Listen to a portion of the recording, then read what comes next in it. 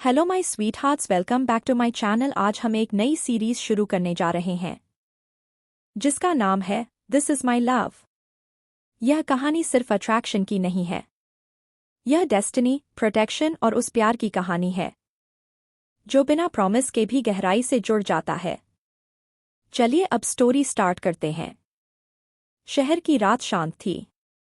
Royal moon hotel की lights दूर से चमक रही थीं और उसी होटल के एक कमरे में फ्रीन अकेली खड़ी खिड़की से बाहर देख रही थी। फ्रीन एक स्ट्रॉन्ग पर्सनालिटी वाली वुमन थी। उसकी उम्र, उसका कॉन्फिडेंस और उसका काम नेचर सब कुछ उसे अलग बनाता था। और फिर दरवाज़ा खुलता है। उस कमरे में कदम रखती है बेकी। बेकी फ्रीन से पूरे 12 साल छोटी थी। उसकी उम्र सिर्फ 18 ईयर्स थी। उसकी आंखों में इनोसेंस था, लेकिन उसके अंदर एक अनजानी बेचैनी भी थी। फ्रीन को बेकी के बारे में ज्यादा कुछ नहीं पता था, सिर्फ उसकी एज। लेकिन जैसे ही फ्रीन की नज़र बेकी पर पड़ती है, उसे महसूस होता है कि यह एक नॉर्मल मीटिंग नहीं है। फ्रीन और बेकी आमने सामने खड़ी थीं। दोनों के बीच कुछ सेकंड्स की चुप्पी थी, लेकिन उस साइलेंस में बहुत कुछ बोला जा चुका था। बेकी नर्वस थी।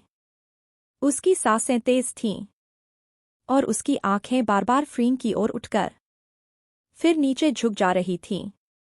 फ्रीन ने धीरे से बेकी के पास कदम बढ़ाया। उसकी आवाज काम थी, लेकिन confident. Relax, you are safe here. यह सुनते ही बेकी की टेंशन थोड़ी कम हुई। फ्रीन ने अपना हाथ धीरे से बेकी के हाथ पर रखा।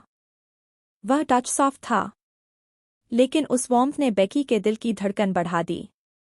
फ्रीन ने बेकी की ठुड्डी हल्के से उठाई ताकि वह उसकी आंखों में देख सके। उस पल बेकी को ऐसा लगा ก็อยากเชิญชวนทุกคนนะคะมาเที่ยวกันที่งาน उसे The सच में Disney देखा Magical हो। Star 2026 फ्रीन ने Central बहुत World धीरे से ใช่ค่ะก็มาได้ตั้งแต่วันนี้นะคะจนถึงวันที่ 6 มกราคมเลยค่ะ कोई มาเจอกัน जल्दबाजी เยอะ नहीं ๆนะคะ कोई दबाव नहीं था, बस ट्रस्ट था। जब उनके माथे एक दूसरे से लगे तो बेकी की आंखें अपने आप बंद हो गईं। उसकी सांसें फ्रीन की सांसों से मिल रही थीं। फ्रीन ने बेकी के बालों में उंगलियां फेरी, जैसे उसे रियश्योर कर रही हो कि यह पल सही है। उनके बीच की दूरी और कम हुई। टच जेंटल था, लेकिन इमोशंस इंटेंस थे। बेकी ने फ्रीन की शर्ट को हल्के से पकड़ा। यह उसका साइलेंट वे था, यह बताने का कि वह कंफर्टेबल है। फ्रीन ने बेकी को अपनी बाहों में समेट लिया। उस एम्ब्रेस में केयर था, प्रोटेक्शन थी और एक अनस्पोकन प्रॉमिस भी। उस रात उनका कनेक्शन सिर्फ फिजिकल नहीं था, वह इमोशनल था, गहरा और बहुत रियल। थकान और इमोशंस के मिक्स में बेकी फ्रीन के सीने पर सिर रखकर धीरे धीरे शांत हो गई। फ्रीन ने बेकी की पेशानी पर एक सॉफ्ट किस दिया और उसे खुद से और करीब खींच लिया। कुछ ही देर में दोनों एक दूसरे की मौजूदगी में शांत नींद में चले गए। सुबह की हल्की धूप कमरे में फैल चुकी थी। फ्रीन की आंख खुलती है, लेकिन बेकी वहां नहीं होती। कमरा बिल्कुल शांत था। बेड के पास फ्रीन के कपड़े नीटली आयरन करके रखे थे। फ्रीन बेड पर बैठ जाती है।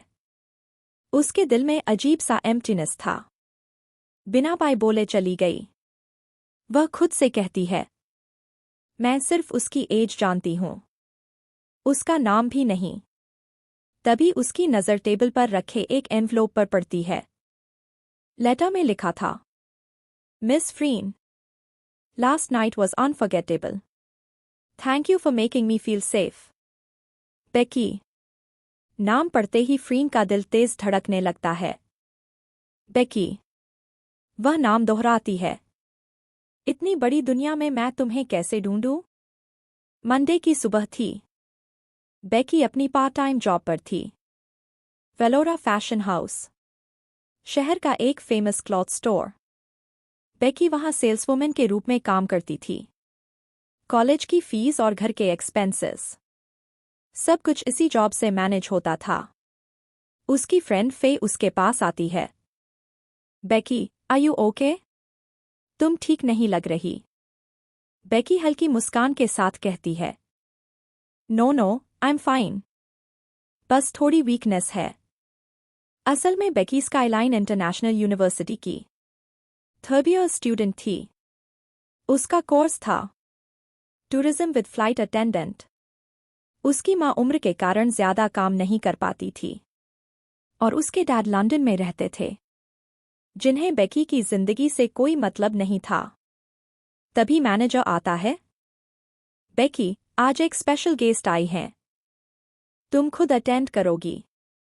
बेकी आगे बढ़ती है और एक एलिगेंट ओल्ड वुमन को देखती है। Yes ma'am, how can I help you? महिला बताती है कि उन्हें एक चैरिटी पार्टी के लिए यूनिक इवनिंग ड्रेस चाहिए।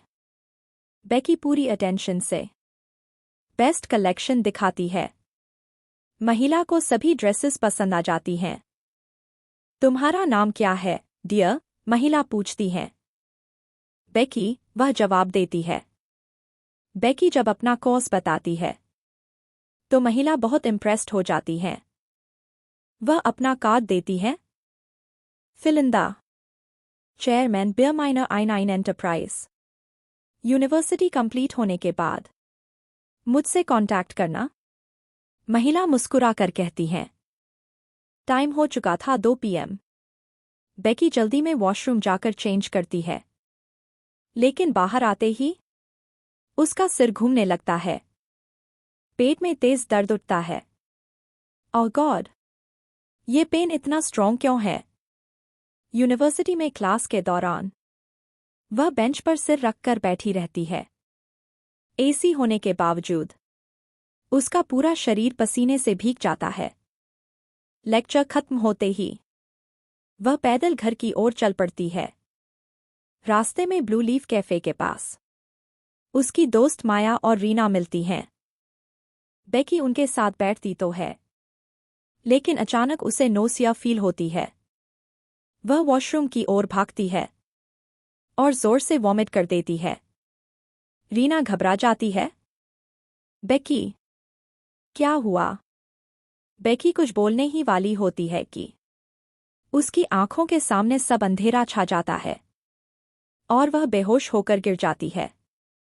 तो अब सवाल ये है, क्या बेकी प्रेग्नेंट है या यह सिर्फ एग्जॉशन है? और सबसे बड़ा सवाल, क्या फ्रीन अपनी बेकी को ढूंढ पाएगी? ओह गॉड फ्रीन, अब बहुत देर मत करना। बेकी को तुम्हारी जरूरत है। यही एपिसोड 1 खत्म होता है। अगर स्टोरी अच्छी लगी हो तो प्लीज़ वीडियो को लाइक करके हमारे चैनल स्टार हाइप को सब्सक्राइब कर लीजिए। मिलते हैं नेक्स्ट एपिसोड में, जब तक के लिए बाय बाय।